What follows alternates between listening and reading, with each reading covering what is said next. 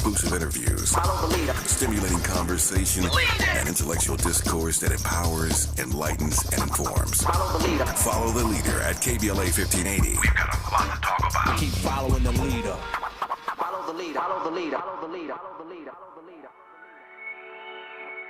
Hey Zoe, I'm calling your show, 'cause I need to know. Show me which way to go before I throw my man out the door. Okay, hold on a second, Keisha. Just let me ask Ronald exactly what's going on, because it takes two to tango, and I need to hear his side of the story. So she's driving me insane, got stress heavy on my brain. She keeps playing silly games, man, I'm about to bring the pain. We seem to fuss and fight every day and every night. Please give some advice so we can see the light, see the light.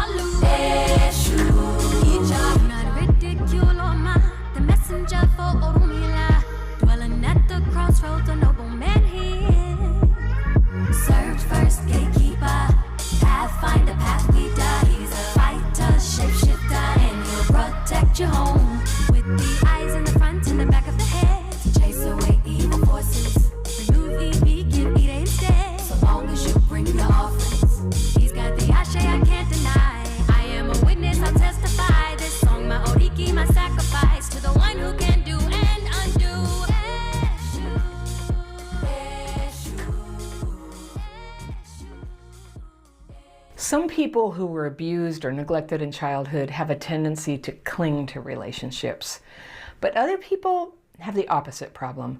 They push people away. Now, if you've ever run away from a good partner who loved you and known that pain, maybe you got overwhelmed and triggered by the intensity, or you got fearful about being so close to somebody, and you slipped into avoiding behaviors like disappearing on them, giving them the silent treatment, lashing out at them so that they would leave, or damaging their trust in you, just know there is a way to change that pattern, to stop fleeing and learn to stay happily in a relationship that you want to be in. I'm Anna Runkle, also known as the Crappy Childhood Fairy, and I teach people who were traumatized as kids to calm their PTSD triggers and grow into better relationships. And I can show you how you can better handle the day-to-day ups and downs that all relationships go through that can be so triggering for somebody who had trauma in the past, and to get through that without getting emotionally overwhelmed and needing to make impulsive decisions to leave or lash out. Now, I'm talking about this today because I got this beautiful letter from a woman I'll call Nina, and she writes, "Dear Anna, I've only recently come to terms with the truth that my childhood was mostly void of emotional connection or support. My invisible normal," she calls it. My parents divorced when I was about 10. She was the oldest of 4. My father was an active military officer from the time of my birth until my high school graduation, so we moved constantly between our parents' many homes and my father's duty stations. Every connection was temporary. Every attachment equaled some form of eventual sadness and loss in that sort of scenario. As a child and young adult, I also dealt with rejection and condemnation at home and elsewhere for my gender expression and later my sexual orientation. That's so hard. In my earliest dating relationships, late teens, early 20s, I would cling, idealize, and obsess, probably because I was so emotionally and affectionately validation starved as a child. And that starvation really intensified the feelings of early love and of loss in breakups significantly. And at some point, a scale was tipped inside me. Instead of clinging to relationships, I started to mentally, emotionally, and physically withdraw at any sign that a relationship might become destabilized. They were small, unnoticeable ways of detaching at first, building slowly to blow-ups of epic proportion. Instead of working through often fixable issues, subconsciously, I would begin flashing red, thinking, here comes the pain and suffering. This attachment will disappear soon like all the others. You shouldn't have trusted it. Take cover. And it's become so intense that I've more or less sabotaged my last 2 relationships. Each were 6 or 7 years long. And sabotaged them by combinations of running away, emotionally vacating, causing conflict myself in extreme cases, and Nina says she's a normally passive person, and ultimately by having affairs. I believe I did this in order to create a protective emotional distance around myself and to be in charge, to be the controller, and the perceived inevitable pain of the perceived impending loss of the intimate bond. The higher the stakes in love, the bigger the bomb. Man, sister girl from my crappy childhood is crazy. She be breaking down. I mean, listen, you've heard me say it before. And this is why we're covering it tonight. See, I said this before and I didn't give too much context, and this is why it's important that I do the topic tonight. Separation elation. Using the breakup as an act of empowerment or escapism.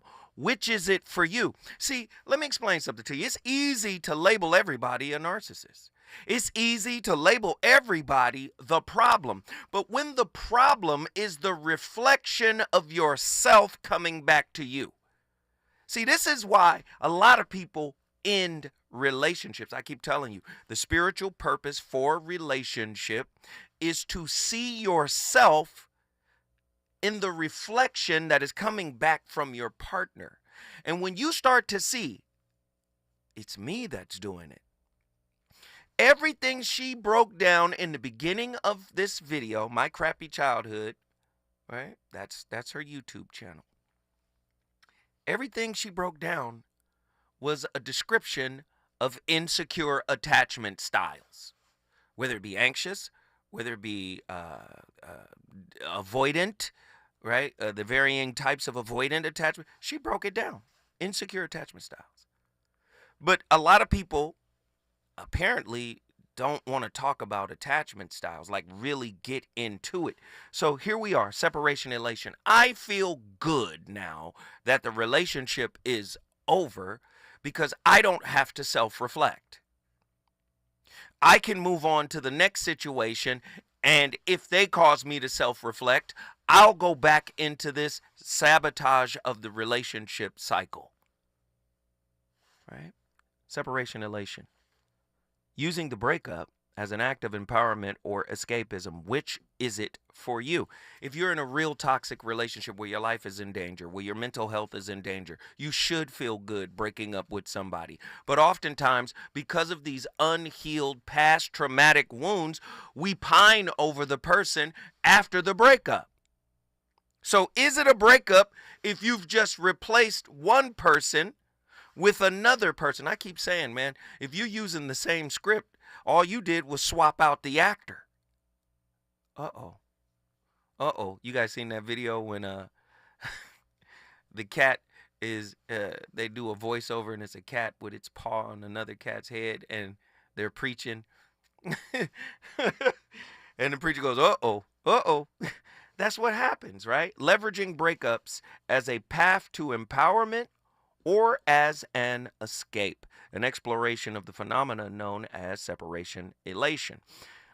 Tonight's topic is going to delve into the complex emotional landscape that follows a breakup. We're going to examine how the end of a relationship can serve as both a catalyst for personal empowerment and as a means of escapism.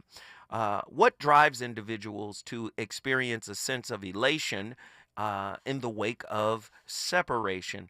This inquiry seeks to unravel the psychological and emotional dynamics at play, trying to shed light on the transformative potential of letting go. We've got questions, and I want to talk to you.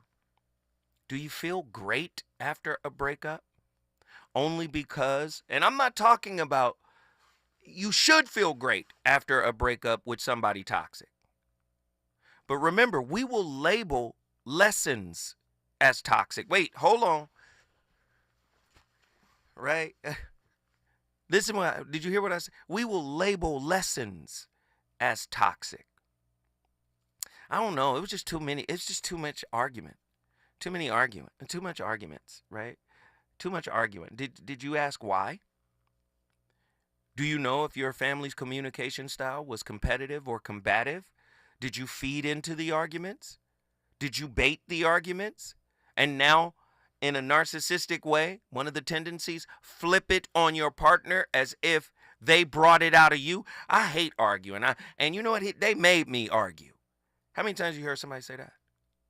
They just always wanted to find something wrong. Well, wait a minute. Did you engage? And if you did, why? Did you try to use constructive, collaborative, cooperative forms of communication? Or did you fall for it? And if so, why? 1-800-920-1580. I want to know. I want to know. I want to know. How might individuals leverage separation elation as a means of avoiding deeper self-reflection related to their attachment styles?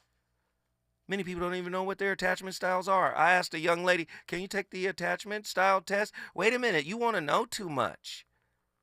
Huh? No. I had to, whoa, I want to, wait. Can we get to know each other? I know no one has ever asked you to take an attachment style quiz. Let's do it together. Huh? Then I explained what the attachment theory is in the quiz. I said, it's fun. Let's do it together. Let's learn about each other. Wait a minute. Hold on. In what ways can the phenomena of separation elation illustrate a person's struggle with accepting their own vulnerabilities, as highlighted by Carl Jung? Can one consider a breakup genuine? Listen to this question. Can one consider a breakup genuine if the psychological attachment to the partner remains unresolved? Now, you've heard me break this down over episodes, right? The narcissist is irrevocably attracted to the codependent and vice versa. You've heard me give you the examples, the quotes from Krishnamurti. Relationship is a mirror. You've heard me talk about Patrick Carnes' trauma bonding. Listen, can one consider a breakup genuine if the psychological attachment to the partner remains unresolved? How does the concept of trauma bonding, as discussed by Patrick Carnes, influence the emotional responses individuals exhibit during breakups? Right? See, if breaking up is really your chance to run because you don't want to do the work, how many times have you sat down with somebody and you really wanted to have a deep conversation about unraveling the knots of who we are as people and why are we attracted to each other? What if we're only attracted to each other from a dysfunctional, psychological, wounded level? You know, the wound is going to seek its own level like water. My wound relates to your wound. Right? It was Dr. Mark Goulston who told me about disclosure reciprocity. And him being a psychiatrist, he was talking about, group sessions with people.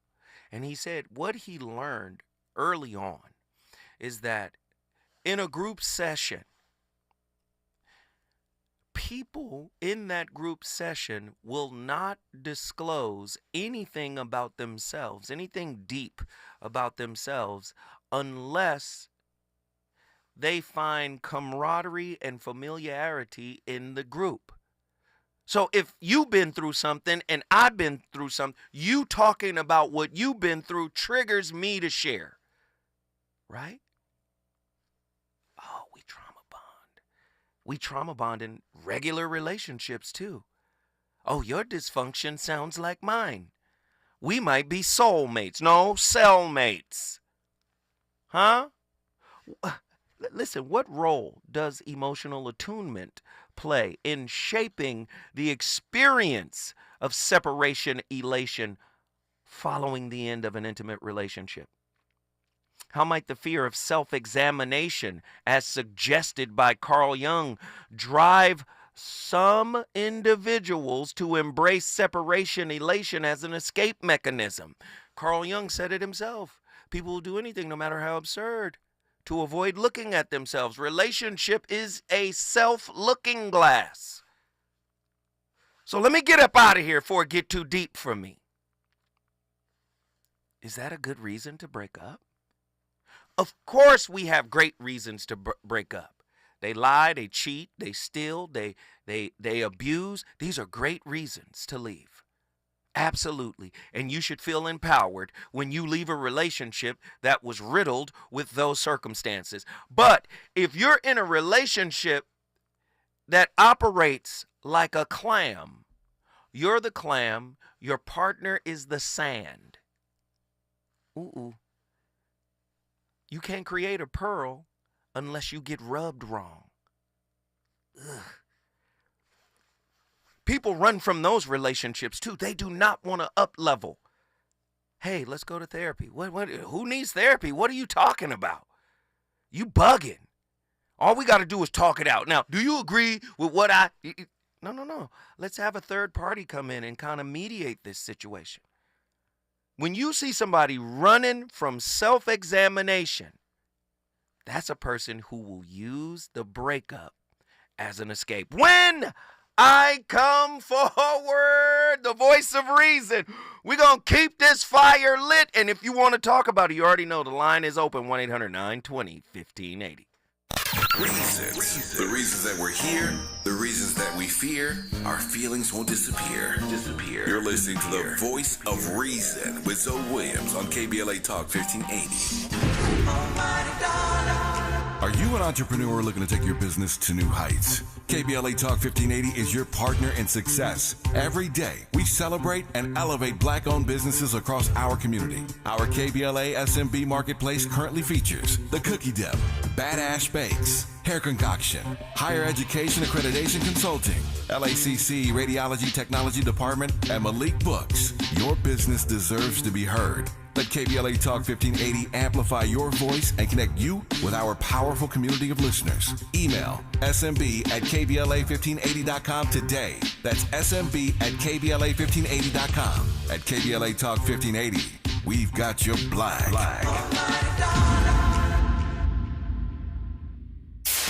KBLA Talk 1580. We've got a lot to talk about. KBLA Talk 1580 reminds you that we keep us safe. The Live Your Life organization mentors young women, helping them break negative mindsets and see beyond their surroundings. Through career exposure and hands-on training, they're encouraged to think big, stay focused, and make positive choices. Founded by Nikisha Mama Boo Smith, who transformed her life to become a community leader. Live Your Life is changing lives, but they need your help. They're raising funds to keep their new building open and expand their program. Your donations will support food, clothes, hygiene products, and holiday giveaways. Visit liveyourlife32.com. That's LIVEYOLIFE32.com to help today. This is a community call to action from KBLA Talk 1580.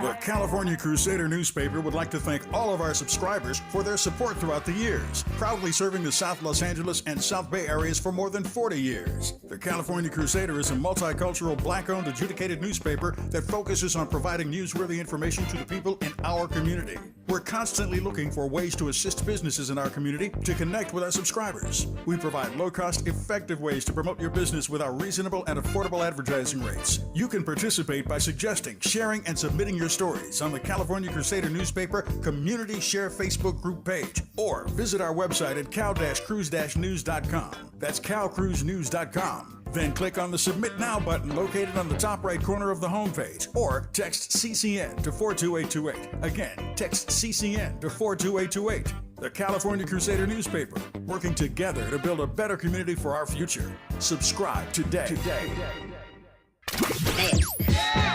know you want some more. It's the Voice of Reason with Zoe Williams on KBLA Talk 1580.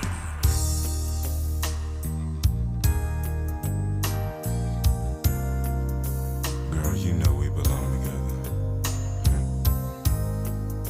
I don't have no time for you to be playing with my heart like this. You'll be mine forever, baby. You just say. We belong together, and you know that I'm right. Why do you play with my heart? Why do you play with my mind? You said we'd be forever, said it never died. How could you love me and leave me and never say goodbye? And I can't sleep at night without holding you tight. Girl, each time I try, I just break down and die. Pain in my head, oh, I'd rather be dead. Spinning around and around.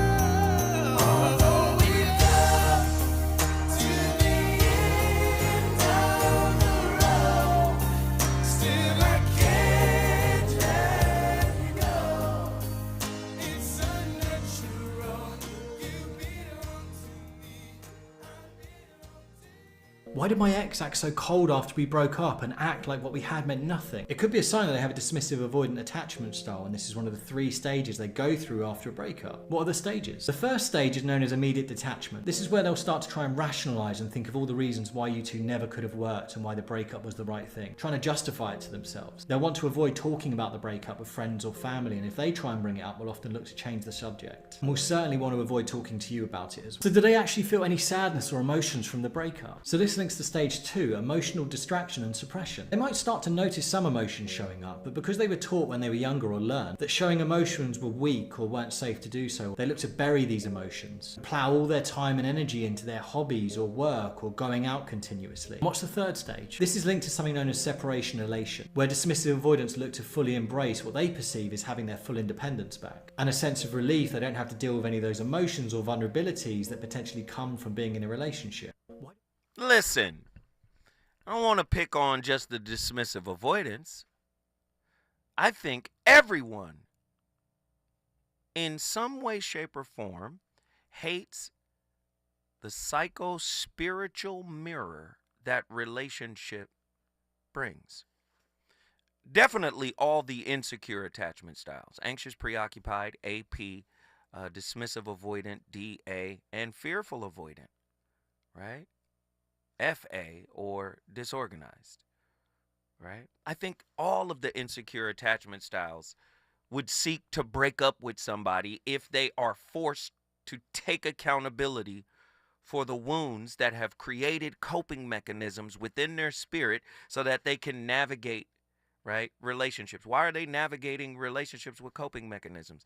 Because those, what they call attachment wounds, have now merged and integrated themselves into our ego.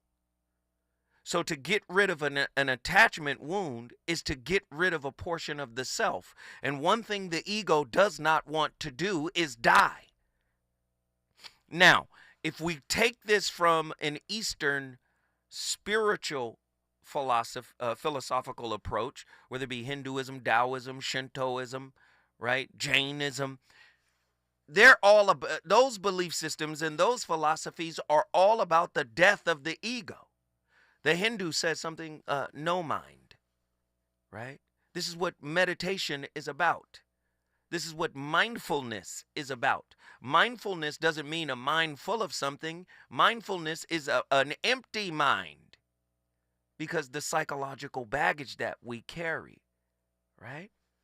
This is heavy stuff. And I believe all insecure attachment styles, all of them, refuse or are afraid to actually look at themselves in this psycho-spiritual mirror that intimate relationships bring.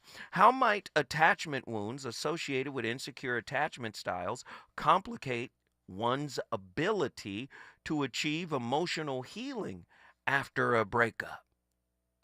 Right? Even with separation elation that is attributed to the avoidance styles, right? After a certain amount of time of pushing down the emotions and distracting themselves, they come into a space where the fear has lessened and the feelings start to rise up again and they start to think back. Wow, they start to wax nostalgic. Do you see? How does the interplay of love and fear shape the dynamics of intimate relationships, particularly during times of separation? What insights can Eric Fromm, are you guys familiar with Eric Fromm? If not, you should look him up. What insights can Eric Fromm provide regarding the nature of love and freedom, especially in the context of separation elation? So many people feel great getting out of a relationship because that means you took the mirror out of my life. I don't have to look at myself anymore. How many people you know truly, honestly, and unapologetically accept the flaws within themselves and can be accountable for when those flaws show up in the context of intimate relationship? When I come forward, the voice of reason is going to the phone lines. I see the lines clicking. I see it. I want to talk to you. You want to talk to me. Let's get ready to cook.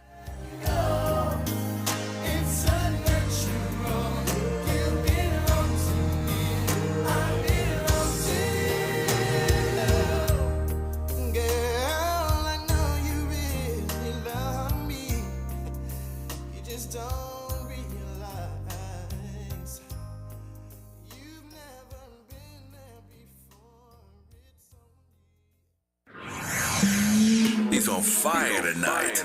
It's the Voice of Reason with Zoe Williams, exclusively on KBLA Talk 1580. I'm Amber Payton with 4 Things You Should Know from BIN News. Sean Diddy Combs is challenging federal prosecutors amid his sex trafficking case. The rapper is currently in jail while he awaits trial for allegedly committing numerous sex crimes. New legal documents show Diddy's legal team is attacking the government's claim that there was a potential second victim. Parades, speeches, and ceremonies are marking this Veterans Day. President Biden and Vice President Harris took part in a wreath-laying ceremony at Arlington National Cemetery this morning. Biden later delivered remarks at the Memorial Amphitheater paying tribute to the men and women who have served and continue to serve in the nation's military. Tennessee Governor Bill Lee is looking into whether FEMA discriminated against residents who are pro-Trump. This after a black FEMA employee was fired for telling aid workers to avoid homes that displayed Trump signs. And veteran homelessness rates are down to a record low. The Biden administration announced on Veterans Day that there were less than 33,000 homeless veterans as of January 2024. Get BIN News on demand 24/7 at BINnews.com. September 15th to 21st is Asthma Peak Week with the highest concentration of asthma flare-ups and hospitalizations. To become a more active participant in your care, visit luma-edu.com. This message is brought to you by Amgen and AstraZeneca. Follow the leader. KBLA Talk 1580. Follow the leader. Be sure to follow us on Instagram at KBLA 1580. Follow the leader. Are you ready? The station leading the way with exclusive interviews, Follow the leader. stimulating conversation, and intellectual discourse that empowers, enlightens, and informs. Follow the leader. Follow the leader at KBLA 1580. We've got a lot to talk about. Keep following the leader. Follow the leader. Follow the leader. Follow the leader. Follow the leader. Follow the leader. Follow the leader. To the 100 million people who owe the IRS money, this message is for you. We've helped tens of thousands of people close the door on their tax debt. So if you feel like you're stuck in a hole with IRS tax debt, then this is the easiest way to get a resolution quickly. To qualify for a no-pay or low-pay resolution, just call 687-246-9655 to get free from the IRS once and for all. To keep your bank accounts, income, and assets secure, tax closure is your same-day cure. Many homeowners and businesses use man-made stone as an alternative to traditional stone for their countertops. Handling these products puts workers' lives at risk. Without proper conditions, workers could die from the terminal lung disease silicosis. Employers must supply respiratory protection and water systems. It's essential to wet stone when cutting it to prevent breathing in dust. Do away with dusty, deadly practices. Visit WorkSafeWithSilica.org. This is a message from Cal OSHA. Around here, we don't believe in victimhood. We believe in raising our voices, amplifying black voices in the climate conversation. We're KBLA Talk 1580. KBLA Talk 1580. We've got a lot to talk about. KBLA Talk 1580, connecting you with services and solutions. Worried about eviction? You have rights, and Stay Housed LA can help. Stay Housed LA is a partnership between LA County, the City of Los Angeles, and local service providers. From Lancaster to Long Beach, we're here to help you with tenant education workshops, legal clinics, free legal services for eligible tenants, and online resources about tenant protection laws. Don't face eviction alone. Call our hotline at 1-888-694-0040. That's 1-888-694-0040. Or visit stayhousedla.org. Stay Housed LA, keeping Los Angeles residents in their homes. Stay Housed LA, your rights, your home, our community. This is a community call to action from KBLA Talk 1580. After you use Bounce Dryer Sheets and realize how fresh, soft, less wrinkled, and less staticky your laundry can be, you'll put a sheet on your every time. Like those socks that smell like they've been through a marathon. Put a sheet on or that blanket that's got wrinkles on its wrinkles. Put a sheet on maybe even your chatty coworker who keeps distracting you. Okay, Bounce Dryer Sheets can't do it all. But for fresher, softer, better laundry, put a sheet on it with Bounce.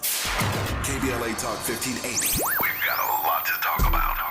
Imagine a Los Angeles where everyone can thrive, where communities have access to the resources they need to succeed. That's the vision of Detours Mentoring Group, Inc. They're dedicated to improving life in LA County by providing educational support, employment assistance, and spaces for community engagement. By 2050, they want LA to be the best place to connect, create, learn, live, and play. They're working toward an education system that's well-resourced and culturally responsive, becoming a hub for artists and innovators, and making sure everyone has access to healthy food, quality healthcare, and safe housing. It's about building a future where we all have the chance to succeed. We invite you to learn more about their mission and get involved with Detours Mentoring Group, Inc. This is a community call to action from KBLA Talk 1580.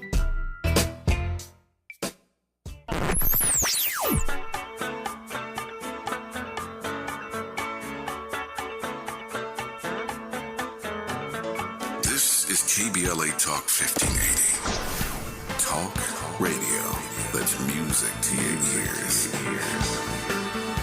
We're unapologetically progressive. KBLA Talk 1580. You're listening to the Voice of Reason with Zoe Williams. Only on KBLA Talk 1580.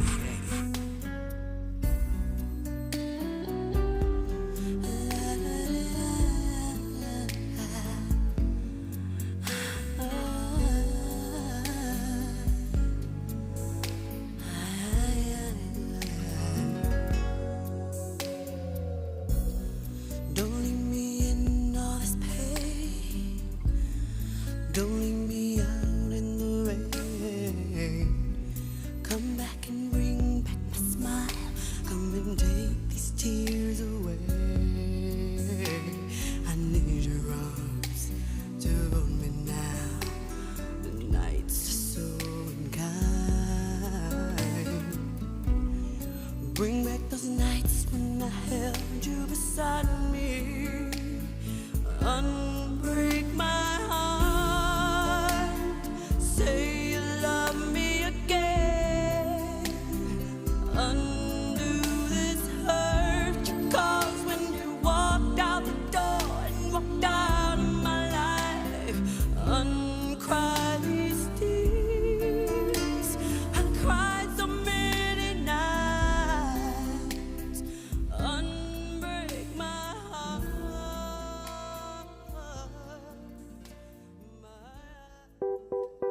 The decision whether one should stay or leave is one of the most consequential and painful any of us ever has to make. On any given day, many millions of people worldwide will be secretly turning the issue over in their minds as they go about their daily lives, their partners beside them possibly having little clue as to the momentous decision weighing upon them. The choice is perhaps more common now than it ever was. We expect to be deeply happy in love, and therefore spend a good deal of time wondering whether our relationships are essentially normal in their sexual and psychological frustrations, or are beset by unusually pathological patterns which should impel us to get out as soon as we can. What films or novels we've been exposed to, the state of our friends' relationships, the degree of noise surrounding new sexually driven dating apps, not to mention how much sleep we've had, can all play humblingly large roles in influencing us one way or another. Awkwardly, it seems that no one else actually really minds what we end up doing, which gives the decision a degree of existential loneliness it might not always have possessed. Historically, the choice was, in a sense, a good deal easier because there were simply so many stern external sanctions around not leaving. Religions would insist that God blessed unions and would be furious at their being torn asunder. Society strongly disapproved of breakups and cast separating parties into decades of ignominy and shame. And psychologists would explain that children would be deeply and permanently scarred by any termination in their parents' relationship. But one by one, these objections to quitting have fallen away. Religions no longer terrify us into staying. Society doesn't care. And psychologists now routinely tell us that children would prefer a broken family to an unhappy one. The burden of choice therefore falls squarely on us. But I sound crazy when I say people bigging up this broken family stuff is wrong for that. Because two toxic parents, that makes a broken family. I'm sorry. It's elementary, my dear Watson. Two broken parents raising a family together, that's a broken family. Right? At the end of the day, if you got two people that recognize they are a work in progress and they're working on themselves, that's a healing family. We already know healing is on a continuum. It's never ending. Right? Self-knowledge is on a continuum. It's never ending. So if lucky enough to be raised in a family like that, great. But if you got two stubborn people who refuse to take accountability for the wayward actions of their unhealed, deep-seated roots, hey, you shouldn't bring no kids into that environment.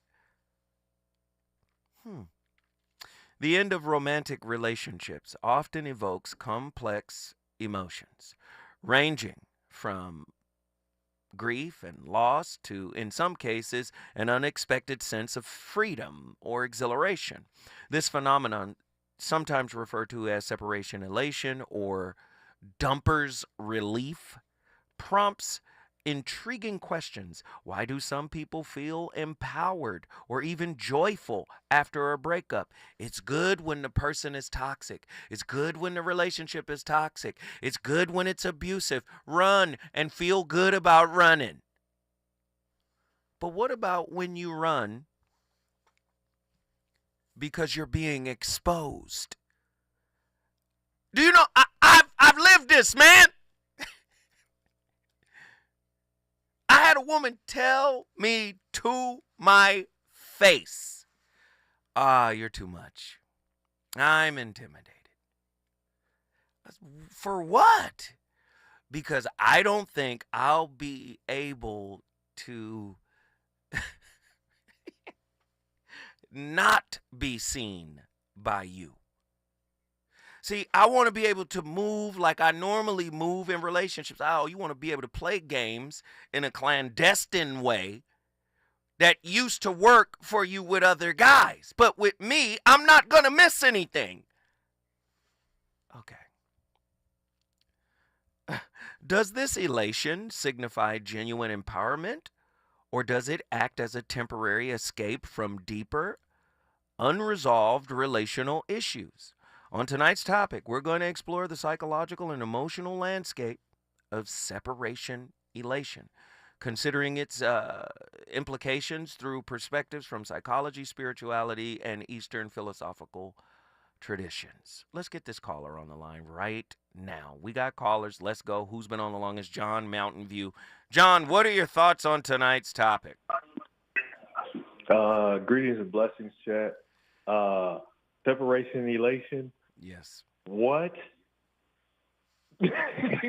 What in the feast of Sam Hale is this? Go ahead.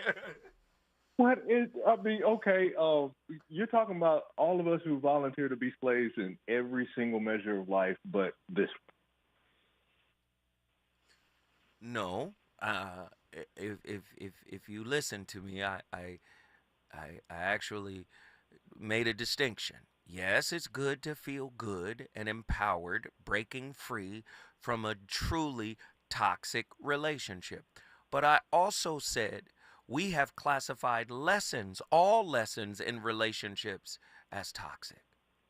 Anytime it gets hard, this is why everybody is trying to invert, right, age-old spiritual truths.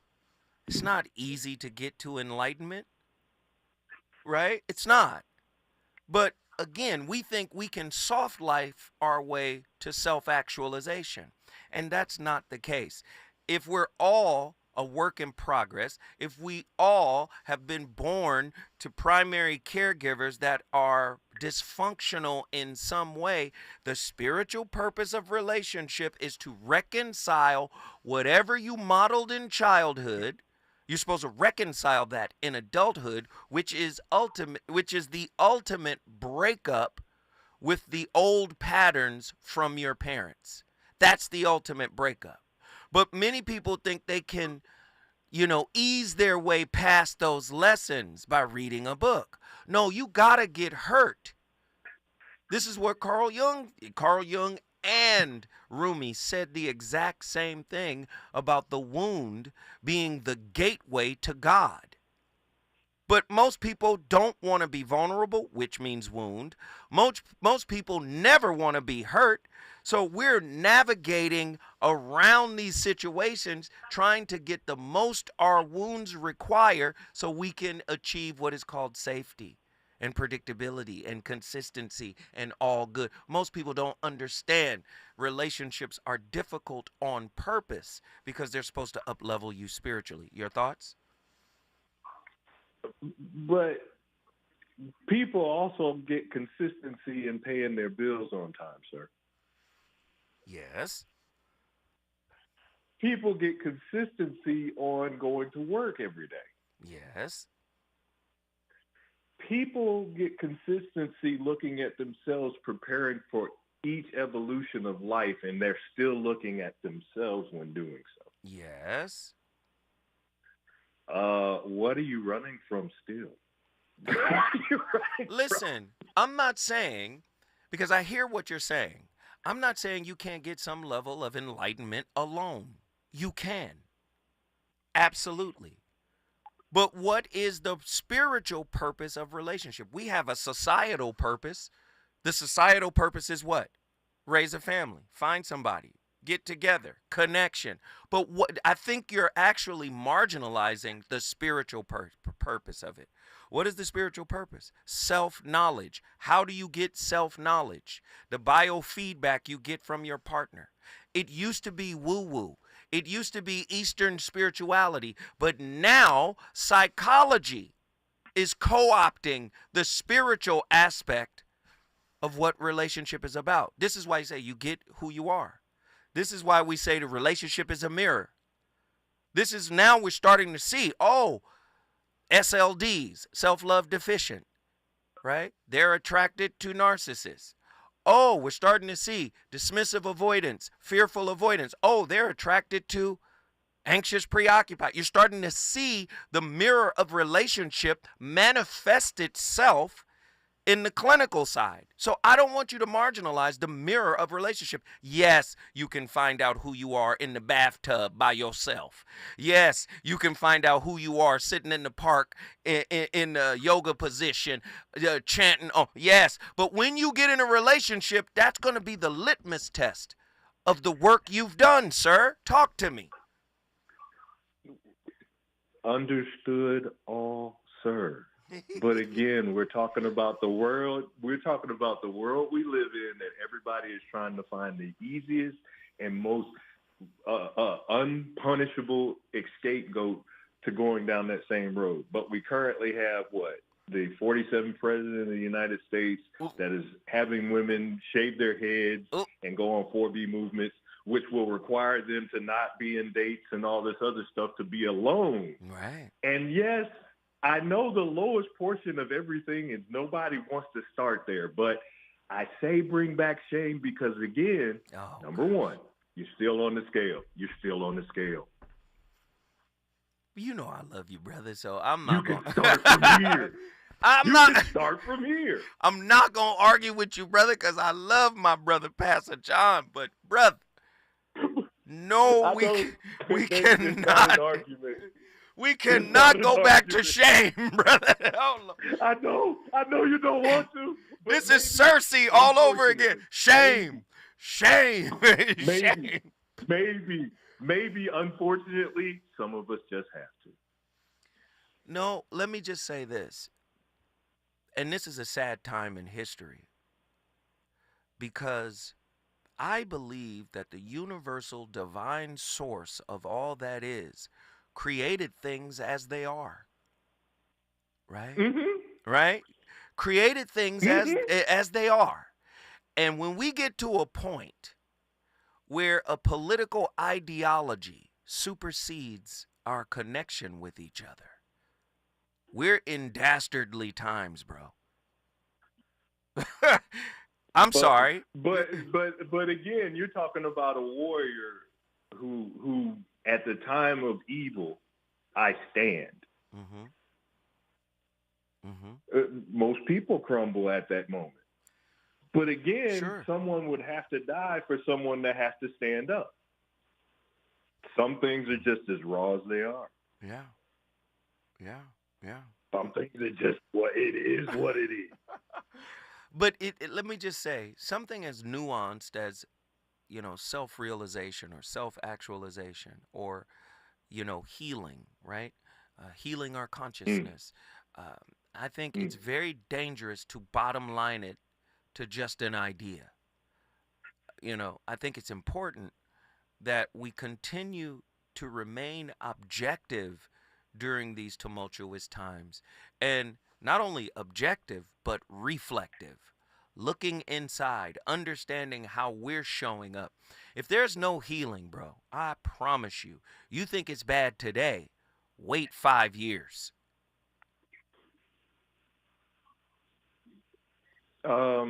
But you're once again still talking to a warrior. I get it. Stay with me, warrior. Stay with me, warrior. Don't go nowhere. When we come forward, we going back to the land of Ares, the god of war. Is it good to you? More Voice of Reason with Zoe Williams when we come forward. This season, Chevy brings classic pairings, cookies and milk, mistletoe and kisses, and your holiday plans and a new Chevy. Silverado 1500 gives you power and capability with 430 pound-feet of torque to haul your holiday tree. The Equinox EV and all-new Equinox, America's best compact SUV for new vehicle quality by J.D. Power, offer both confidence and style to see you through the holiday season. It's easy to see why Chevy makes everything better and brighter. Find your red tag. Get 0% APR financing for 36 months on select popular Chevy models when you finance with GM Financial. Chevrolet, together let's drive. Award based on 2024 models for J.D. Power 2024 U.S. Initial Quality Study Award information. Visit jdpower.com/awards. Offer available on all 2025 Equinox and 2024 Silverado, Equinox EV, Blazer EV, and Silverado EV models. Monthly payment is $2,860 for every $1,000 you finance. Example down payment is 22.2%. Must finance with GM Financial. Some customers may not qualify. Not available with lease and some other offers. Take new retail delivery by 12/2/24. Medicare open enrollment is here, and it's a time you can make changes to your health coverage. Yet, watch out for enrollment and marketing scams. Remember, Medicare will neither call you nor solicit your business. Guard your card. Never give out your Medicare number to strangers. Unsolicited calls, door-to-door visits, and emails are prohibited. Take your time. Don't feel pressured to make a quick decision. Report scams to our California Senior Medicare Patrol at 1-855-613-7080. KBLA Talk 1580. We've got a lot to talk about.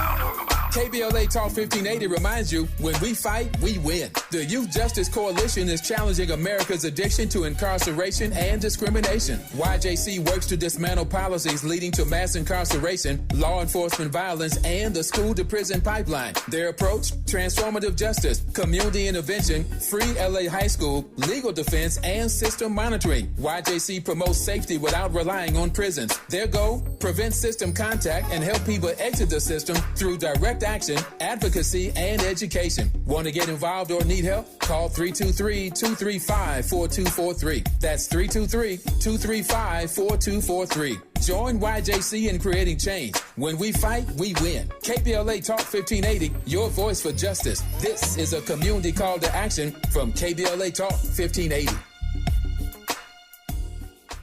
Hey there, Los Angeles. This is James Lucky Jr., publisher and editor of Los Angeles News Observer.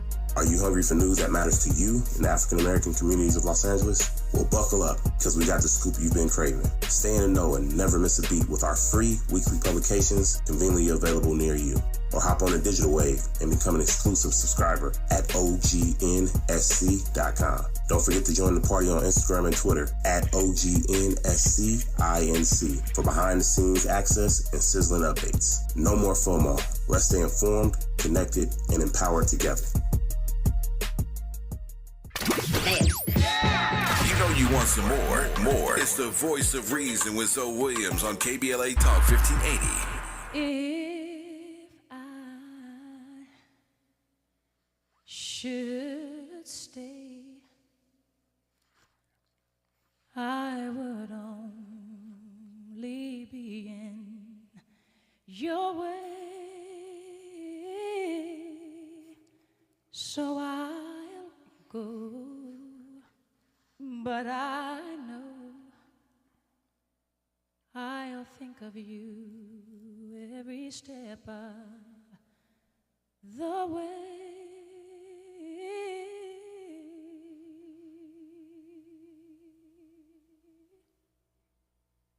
And I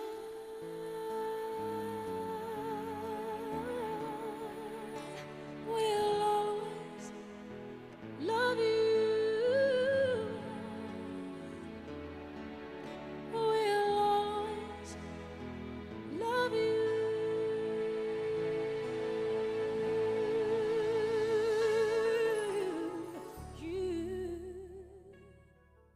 Maladaptive daydreaming is a version of escapism. It's like part escapism and part dissociation. We can spend so much time existing in these other realities and in these other worlds, so much so that we become detached from our actual reality and what's happening around us in the moment, which is when we get into the realm of dissociation, which is my body is here, but my mind is somewhere else. So we put those things together, and what we get is my body is here, my mind is somewhere else in another reality that has a more endearing story than the one that I'm currently living now.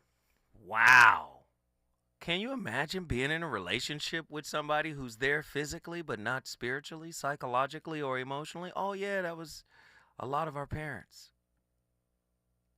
We think we're going to have this wonderful relationship with somebody without coming to terms with that modeling.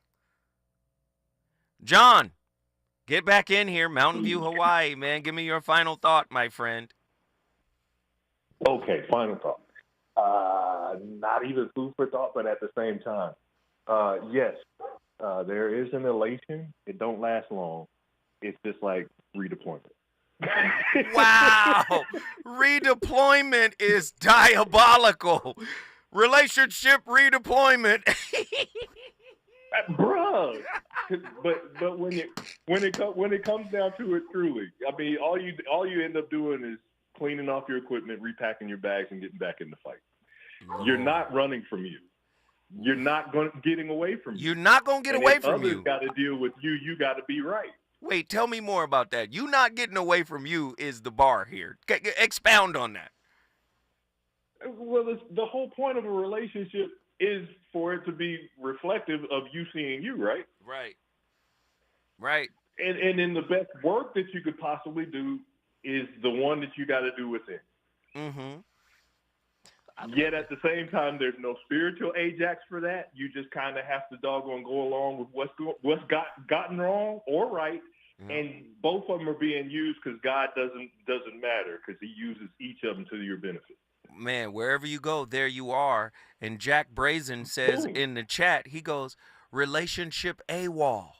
Do you know how many people are relationship AWOL right now because they can't stand the truth of who they are? Talk to me.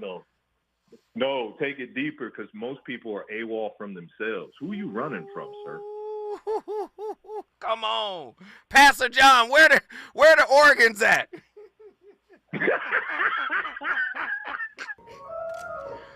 Hold it, boko, shende babogo, shagababo, shababababa, shaba. But once again, everything in life is virtually redeployment. Everything again, in life you is saw yourself dropping off your bag, I get a break. I get to take this thing off my back. I don't have to carry this rifle, at least for the moment. But it's almost like sports. It's almost like paying bills. It's almost like going to your job. It's almost like relating to everything that you got going on. You don't run from none of those things. As a matter of fact, you run to it like it was a firefight. Distractions. Yeah, absolutely. Man, John, let me just say this. But why don't you run to you like that? Because that's where the truth is. When I run to me, I discover the real me. Not the mask, not the ideal, not the projection. The real me is frightening because there's things in there that hurt. Yeah. And people call that a tool test? Come on, man. Something you're supposed to use at a later date? I call it a rucksack. Hey, because brother. That's what I got to carry with me all the time. I love you, brother. We appreciate the insight. John from Mountain View, Hawaii. If you want to bring your city in the building, all you got to do is call me at 1-800-920-1580. We got a lot to talk about.